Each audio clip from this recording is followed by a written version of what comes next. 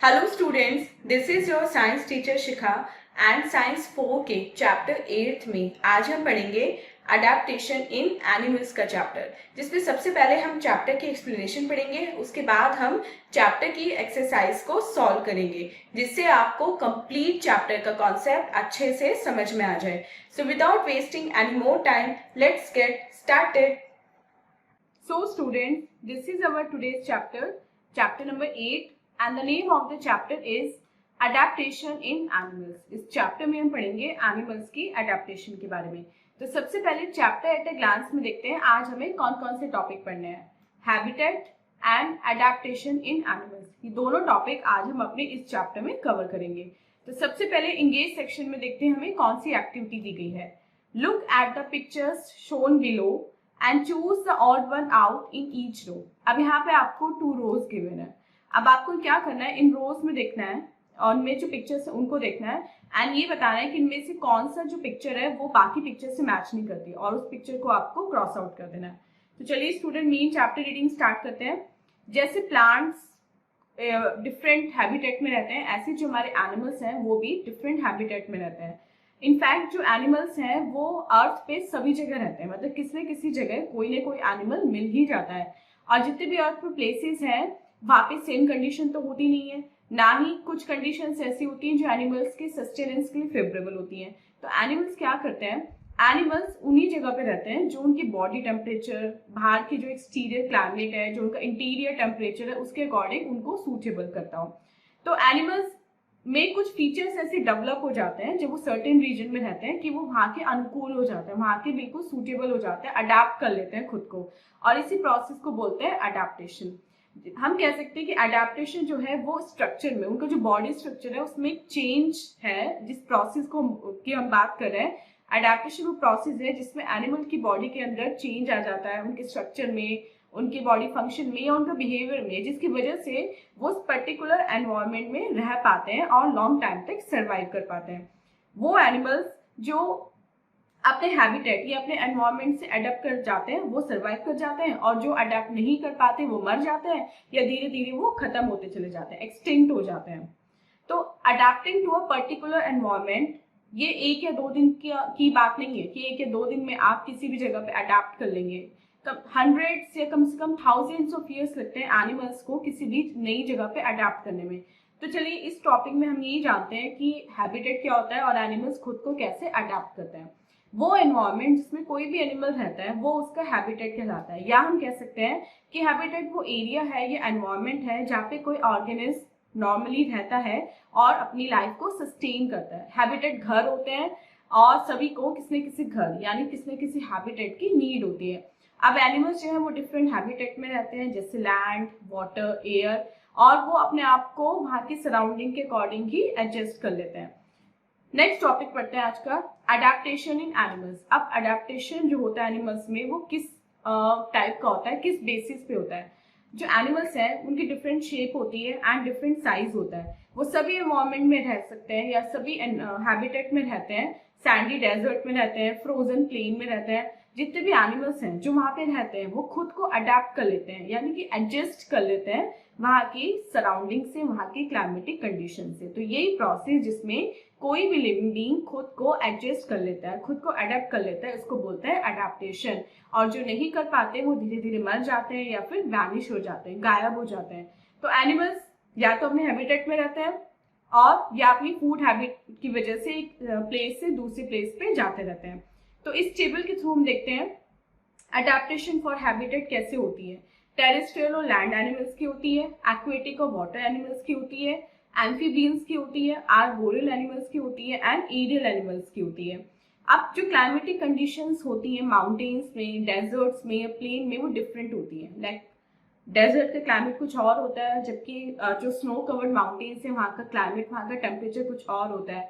अब different place पे रहने वाले जो एनिमल्स हैं वो खुद को वहीं के अकॉर्डिंग अडेप्ट कर लेते हैं। Yak, polar bear, muskies, walrus, seal and penguin ये कोल्ड क्लाइमेटिक कंडीशंस में रहते हैं।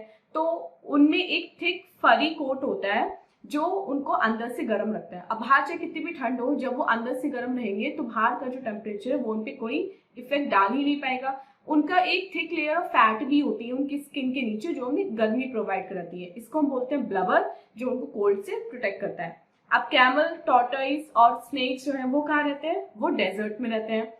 उसमें क्या होता है? उसमें स्पेशल ऑर्गन्स होते हैं उनके पास जो वाटर को उनकी बॉडी में बाद के यूज के लिए स्टोर करके रखता है वो प्रोसेस।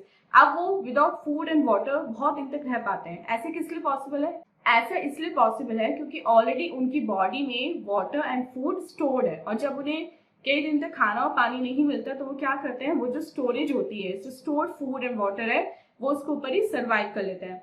अब कैमल्स की थिक स्किन होती है जो उन्हें प्रोटेक्ट करती है from the heat of the sun, और कैमल के पैडेड फीट भी होते हैं जिससे वो गर्म रेत पे भी बहुत इजीली चल पाते हैं, और उनकी बैक पे एक हम्प होता है, कूब होता है, जहाँ पे उनका फैट स्टोर होता है। Snakes, lizards, crocodile and frogs cold blooded animals होते हैं।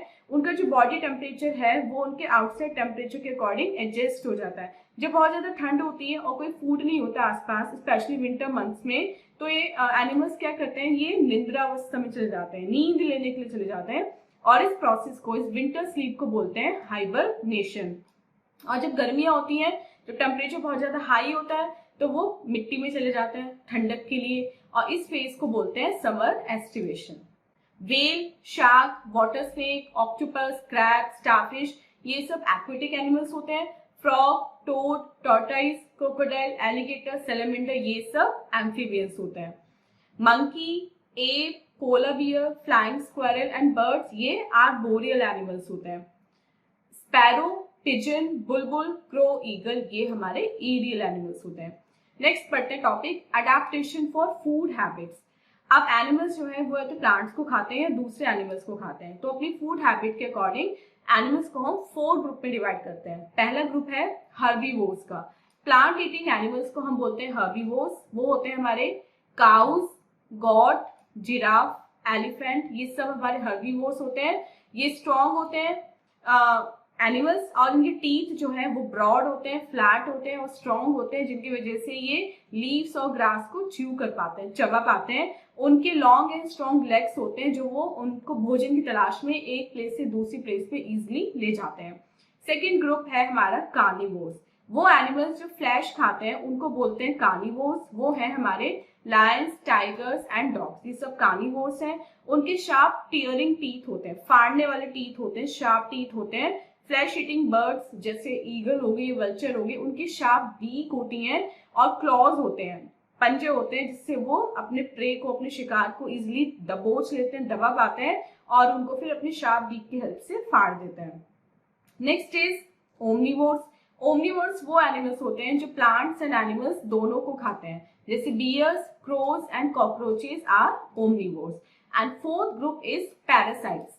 पैरासाइट्स वो स्मॉल एनिमल्स होते हैं जो किसी दूसरे एनिमल की बॉडी के ऊपर या बॉडी के अंदर रहते हैं, जैसे मॉस्किटो हम एनिमल्स और ह्यूमन बींग्स के ब्लड पे सर्वाइव करता है। बीटल्स, लीचेस एंड जो बग्स होते हैं वो हमारा जो ब्लड है उसको सक करके जिंदा रहते हैं। और इससे भी छोटे कुछ टाइनी पैरासाइट्स होते हैं जैसे कि hook warm, round warm and tape warm, जो ह्यूमन बींग्स की बॉडी के अंदर रहते हैं या फिर एनिमल्स की बॉडी के अंदर रहते हैं और उसी बॉडी पे सर्वाइव करते हैं। नेक्स्ट पढ़ते हैं अडेप्टेशन फॉर प्रोटेक्शन। प्रोटेक्शन के लिए एनिमल्स कैसे अडेप्ट करते हैं। एनिमल्स डेवलप वेरियस फीचर्स जो उनको फूड ऑब्टेन करने में, अपने हैबिटेट में रहने में और प्रेडेटर्स से अपनी रक्षा करने में हेल्प करते हैं। और ये सब चीजें जैसे फूड, हैबिटेट और प्रोटेक्शन फ्रॉम एनिमी उनके सर्वाइवल के चांसेस को बढ़ा देते हैं। अब हम पहले डिस्कस कर चुके हैं adaptation to habitat and food. अब हम डिस्कस करेंगे कि एनिमल्स अपनी प्रोटेक्शन एनिमी से कैसे करते हैं। Too big to be eaten. कुछ एनिमल्स ऐसे होते हैं जैसे व्हेल, हिप्पोपोटेमस एंड एलिफेंट जो इजिली खाए नहीं जा सकते, बहुत बड़े होते हैं खाने के लिए।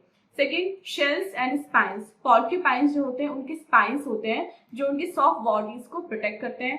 क्रैब एंड टर्टल्स का हार्ड शेल होता है जो उनकी बॉडी को प्रोटेक्ट करता है। कैमोफ्लेज। कैमोफ्लेज क्या होता है? कैमोफ्लेज होता है अपना कलर चेंज करना, रंग बदलना जिसे हम बोलते हैं। The body colour of animals जैसे कि जेब्रा हो गया, पैराकीट हो गया, कैमलिन हो गया, पोलर बियर हो गया, वो अपनी सराउंडिंग में इजिली ब्लेंड हो जाता है। लाइक पोलर बियर कहाँ रहता है? स्नो में रहता है। स्नो किस कलर का होता है? स्नो होता है व्हाइट कलर का। तो जब पोलर बेयर को लगता है कि कोई खतरा है किसी एनिमल से या किसी हंटर से, तो वो क्या करता है, वो अपना कलर बिल्कुल वाइट, जो स्नो का कलर होता है वैसा कर लेता है, और दूर से या पास से प्रेडेटर को पता नहीं चलता कि ये स्नो बॉल है या फिर ये पोलर बियर है। ऐसे जो कैमेलियन है उसका कलर ग्रास वाला होता है, ग्रीन कलर होता है, तो जब भी वो खतरा फील करता है वो अपना कलर चेंज कर लेता है। अगर वो लीव्स के बीच में है तो वो ग्रीन हो जाता है, अगर वो थोड़ी सूखी झाड़ियों में, बुशेस में जो ब्राउन कलर की है तो वो ब्राउन हो जाता है, तो दूर से वो दिखाई नहीं देता और वो ऐसे अपनी जान बचा लेता है। अब ये जो एनिमल्स हैं ये रॉक की कलर के, ट्विग्स के कलर के, ग्रास के कलर के हो जाते हैं, अपनी बॉडी कलर नहीं बॉडी शेप को भी चेंज कर सकते हैं। अब जो प्रेडेटर है वो कंफ्यूज हो जाता है और इस वजह से वो उनको पहचान नहीं पाता और इनकी जान बच जाती है।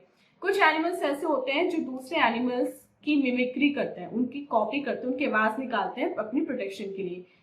फॉर एग्जाम्पल कुछ हार्मलेस फ्लाइज ऐसी होती है जिनके पेयर ऑफ विंग्स होते हैं जो बीज या वास्प की साउंड निकालते हैं, और ऐसा वो इसलिए करते हैं जिससे वो अपने साथियों को सिग्नल दे सकें, उनको बता सकें कि जहाँ पे तुम हो वहाँ पे खतरा, और तुम वहाँ से मिमिकिंग के थ्रू वो निकल जाते हैं। सो स्टूडेंट, ये था हमारा अडेप्टेशन का चैप्टर। अब चलते हैं अपने एक्सरसाइज 10 की तरफ और देखते हैं एक्सरसाइज 10 में आज हमें कौन कौन से क्वेश्चंस गिवन है। A is tick the correct option, इसमें हमें करेक्ट ऑप्शन को टिक करना है। First question, the ability of an organism to adjust with the surroundings is called adaptation. Second, which of the following is not an animal of polar region? Seal, snail, penguin, polar bear. C, snail. Third, the long winter sleep of some cold-blooded animals is called hibernation. Fourth, which of the following is a feature of herbivorous animals? Long hollow bones, long arms and tail, sharp teeth or beaks and claws, broad and flat front teeth and strong grinding teeth. Fifth देखते हैं, the ability to merge with our surrounding is called camouflage. B देखते हैं, right, true or false? Living beings have certain features which help them to survive. True. Second, horses and lions are aquatic animals. False. Third, the body of aerial animals are light because of their light bones and feathers. True. Fourth, a giraffe is an omnivore. False. Fifth, animals that live on or inside the body of other animals are called parasites. True. Sixth, a polar bear has white fur. True. And seventh, a moth caterpillar defends itself by mimicking a snake. Yes, this is also true. So students, this was an exercise. I hope आपको complete chapter with exercise अच्छे से समझ में आ गया है. And this was our today's video. मिलते हैं अपनी next video में इसे next chapter की explanation के साथ. Till then, आप अपना बहुत बहुत ध्यान रखिएगा and bye bye.